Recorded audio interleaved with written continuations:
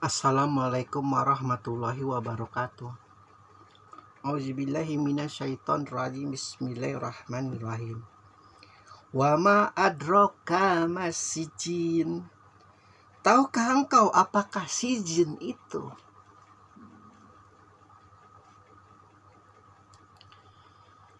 Salah satu ciri khas Al-Quran adalah menuntun kita kepada pemahaman yang paling paham, tidak setengah-setengah.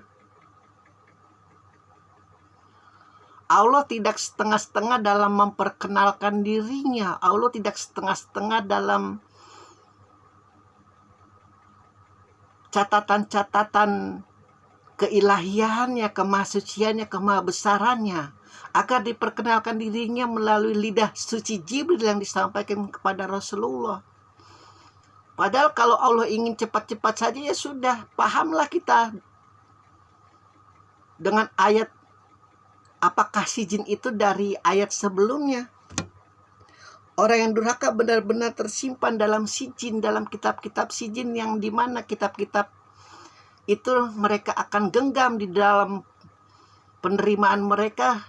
Jika dikaitkan dengan ayat sebelum yang telah kita bahas, adalah di dalam posisi belakang punggung mereka yang menjadi beban mereka. Karena mereka telah berbuat durhaka, mereka telah berbuat dusta, mereka telah mengingkari ayat-ayat suci Al-Quran, telah memperjualbelikan ayat-ayat suci Al-Quran demi kesenangan sesaat, demi kehormatan sesaat, demi kemuliaan sesaat, demi melampiaskan hawa nafsu sesaat yang dibisikkan oleh laknatullah. Salah satu dosa yang paling Allah benci adalah ketika mengambil hak orang lain, pun termasuk ketika mengambil apa yang sudah seharusnya orang itu tempatkan. Tapi karena kebiadabanmu, karena kebodohanmu, karena engkau ingin dipuji oleh manusia, engkau ingin dipuji oleh anak-anakmu, dipuji oleh istri-istrimu, dipuji oleh saudara-saudaramu, engkau menghalalkan segala cara untuk mendapat posisi itu yang seharusnya bukan hakmu. Makanya jangan anggap enteng itu nepotisme. Tapi di Jepang, nepotisme suatu hal yang wajar tuh.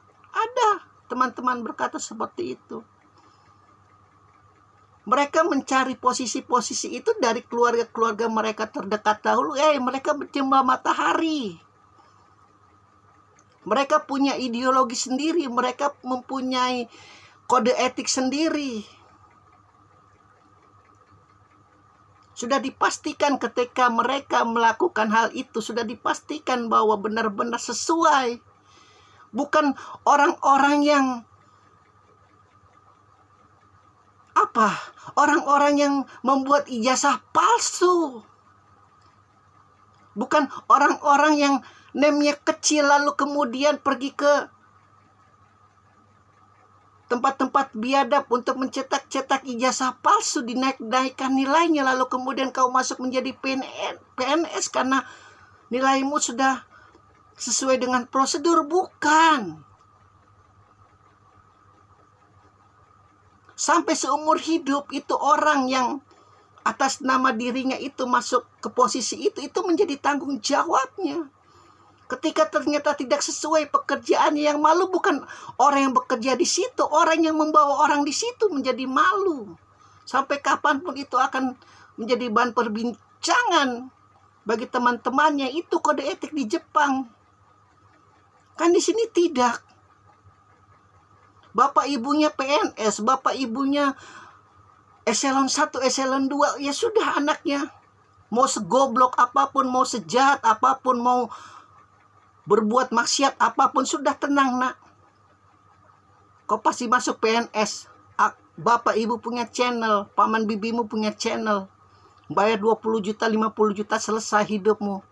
Kau bahagia sampai kamu mati. Bukan seperti itu.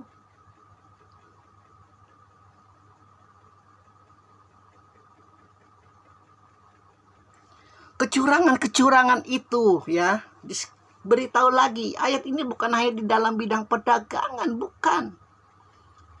Kalau memang ayat ini untuk di dalam bidang perdagangan, ya sudah stop. Nabi Muhammad bukan seorang rasul, bukan seorang nabi. Ayat ini seluruhnya. Ketika akalmu, ketika hatimu, apalagi hawa nafsumu mendukung kecurangan-kecurangan itu, kau termasuk orang yang mendapat kitab sijin. Menjadi kaum durhakanya Allah.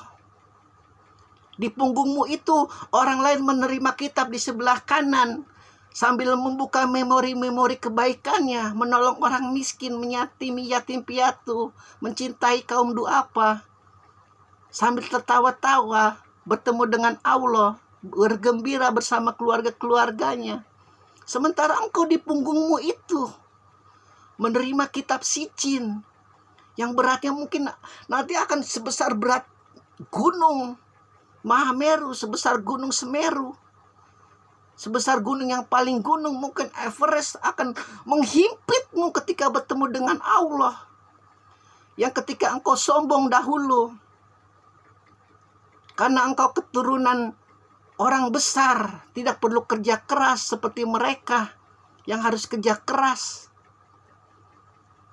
Kesombonganmu itu nanti akan dibayar oleh Allah. Tertunduk kau mau tidak mau ketemu Allah, karena kitabmu itu berada di belakangmu, bukan di tangan kirimu. Ini masih tersangkut paut dengan kitab-kitab, ayat-ayat yang telah kita bahas sebelumnya. Kitab Allah itu sangkut menyangkut, tidak berdiri sendiri. Engkau pernah melihat kan orang tua itu, karena tulangnya keropos, karena tulangnya itu dimakan usia, bukan mau dia bungkuk.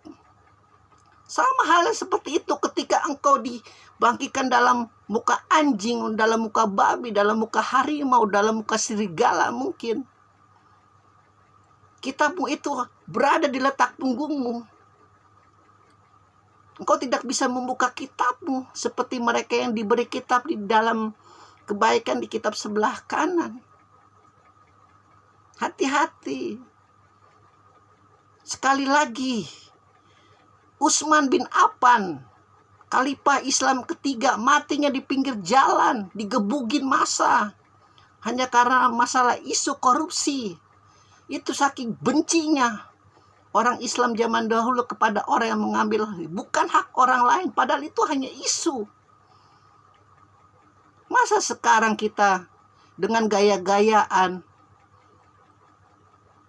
dengan petantang petenteng, tidak memiliki kemampuan apa-apa, merasa berhak menempati suatu posisi yang seharusnya itu benar-benar kita harus cari itu orangnya siapa, meskipun dia itu hanya posisi seorang pembantu, office boy sekalipun. Hati-hati, jangan mentang-mentang kita ingin dihormati, udah tenang saja. Kau butuh apa? Aku punya channel banyak. Harus kita teliti dulu orang itu. Dia jujur tidak? Dia menghalalkan segala cara tidak?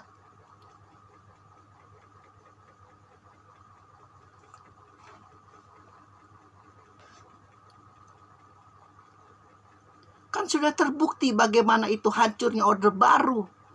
Karena nepotismenya luar biasa. Sudah terjebak dalam gurita-gurita nepotisme, di mana kehancuran universitas-universitas itu,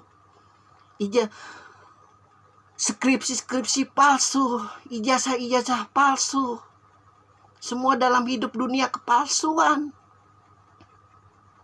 Allah berangus, Allah matikan dalam bentuk bangkai. Yang melindunginya itu bertahun-tahun tidak dimatikan oleh Allah. Bukankah itu suatu peringatan yang nyata? Masa mau kita ulangi lagi hal-hal semacam itu? Tidak ada takut-takutnya. Al-Quran, kitab Al-Quran saja sampai dikorupsi coba. Yang dimana Allah mengatakan setitik yang ada di Al-Quran itu sucinya luar biasa. Debu yang menempel di Al-Quran itu bisa saja dia masuk surga, padahal hanya butir debu. Ini kok berani-beraninya dikorupsi coba. Kejalimannya lebih liar daripada kaum barbar manapun. Alhamdulillahirabbil alamin.